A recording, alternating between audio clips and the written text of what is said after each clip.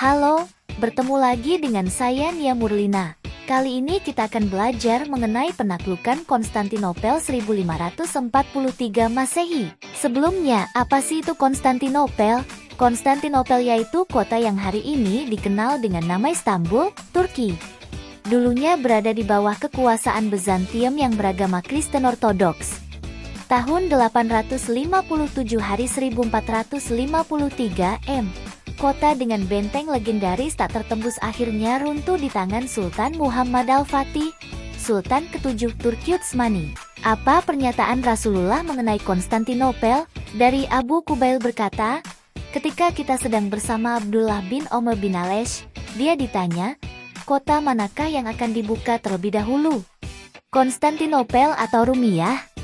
Abdullah meminta kotak dengan lingkaran-lingkaran miliknya. Kemudian dia mengeluarkan kitab.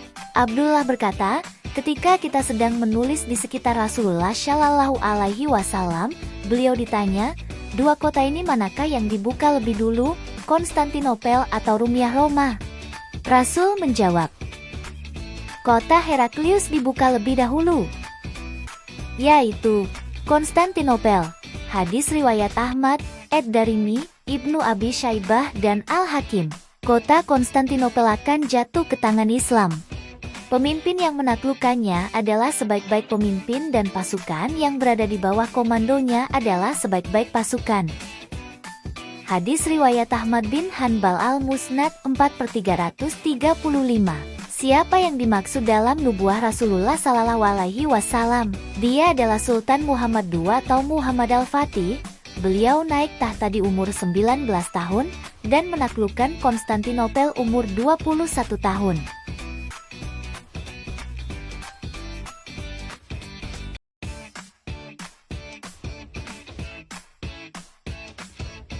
Riwayat hidup Muhammad II, Sultan Muhammad II dilahirkan pada 29 Maret tahun 1432 Masehi di Adrianopolis yaitu perbatasan Turki-Bulgaria. Menaiki takhta ketika berusia 19 tahun dan memerintah selama 30 tahun 1451 sampai ke 1481. Beliau merupakan seorang negarawan ulung dan panglima tentara agung yang memimpin sendiri 25 peperangan. Di dalam bidang akademik pula, beliau adalah seorang cendekiawan ulung di zamannya yang fasih bertutur dalam 7 bahasa yaitu bahasa Arab, Latin, Yunani, Serbia, Turki, Persia, dan Israel. Beliau tidak pernah meninggalkan syalat fardu, syalat sunat rawatib, dan syalat tahajud sejak baligh. Beliau wafat pada 3 Mei tahun 1481 karena sakit gout sewaktu dalam perjalanan jihad menuju pusat Imperium Romawi Barat di Roma, Italia. Beliau menaiki tahta ketika berusia 19 tahun dan menaklukkan Konstantinopel di saat beliau berumur 21 tahun. Allahu Akbar. Beliau merupakan seorang negarawan ulung dan panglima tentara agung yang memimpin sendiri 25 peperangan. Pemimpin yang pernah mencoba menaklukkan, diantaranya, pertama, Muawiyah bin Abu Sufyan pada tahun 668 Masehi. Kedua, generasi berikutnya, baik dari Bani Umayyah maupun Kekhalifahan Abbasiyah hingga zaman Turki Utsmani di masa Sultan Murad II. Upaya pertama dilakukan oleh Muawiyah bin Abu Sufyan pada tahun 668 M, namun gagal dan salah satu sahabat Rasulullah Sallallahu Alaihi Wasallam yaitu Abu Ayyub Al-Ansarira gugur. Sebelumnya Abu Ayyub sempat berwasiat jika ia wafat meminta dimakamkan di titik terjauh yang bisa dicapai oleh kaum muslim karena ingin mendengarkan derap langkah kuda sebaik-baik pemimpin di zamannya. Dan para sahabatnya berhasil menyelinap dan memakamkan beliau persis di sisi tembok benteng Konstantinopel di wilayah Golden Horn. Di masa Sultan Murad II juga gagal menaklukkan Konstantinopel. Salah satu peperangan Murad II adalah melawan Vlad Dracul, seorang tokoh Crusader yang bengis dan sadis yang telah membunuh ratusan ribu muslimin, atau Dracula karya Bram Stoker adalah terinspirasi dari tokoh ini. Selama 800 tahun kegagalan selalu terjadi, hingga anak Sultan Murad II yaitu Muhammad II naik tahta Turki Utsmani. Sejak Sultan Murad I, Turki Utsmani dibangun dengan kemiliteran yang canggih, Salah satunya adalah dengan dibentuknya pasukan khusus yang disebut dengan Yanisari atau Janisari. Dengan pasukan militernya, Turki Utsmani menguasai sekeliling Bizantium Konstantinopel hingga Konstantin XI merasa terancam. Walaupun benteng yang melindungi bahkan 2,3 lapis seluruh kota sangat sulit ditembus. Konstantin meminta bantuan ke Roma, namun konflik gereja yang terjadi tidak bisa membantu.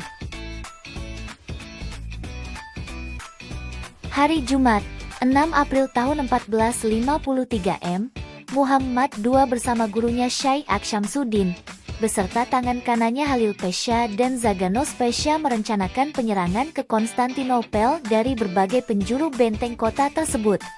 Dengan berbekal 150.000 pasukan dan meriam teknologi baru pada saat itu, Muhammad II mengirim surat kepada Paleologus untuk masuk Islam atau menyerahkan penguasaan kota secara damai dan membayar upeti atau pilihan terakhir, yaitu Konstantin menjawab bahwa dia tetap mempertahankan kota dengan dibantu Kardinal Isidor, Pangeran Orhan dan Giovanni Giustiniani dari Genoa.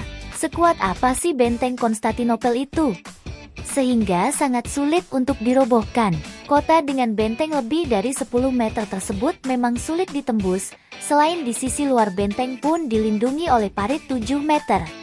Dari sebelah barat pasukan artileri harus membobol benteng 2 lapis, dari arah selatan Laut Mama pasukan laut Turki harus berhadapan dengan Pelau Genoa pimpinan Giustiniani, dan dari arah timur armada laut harus masuk ke selat sempit Golden Horn yang sudah dilindungi dengan rantai besar hingga kapal perang ukuran kecil pun tak bisa lewat.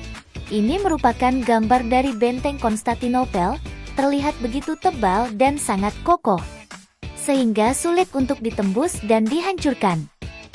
Apa yang disiapkan oleh Sultan Muhammad Al-Fatih II sehingga dia bisa menaklukkan Konstantinopel?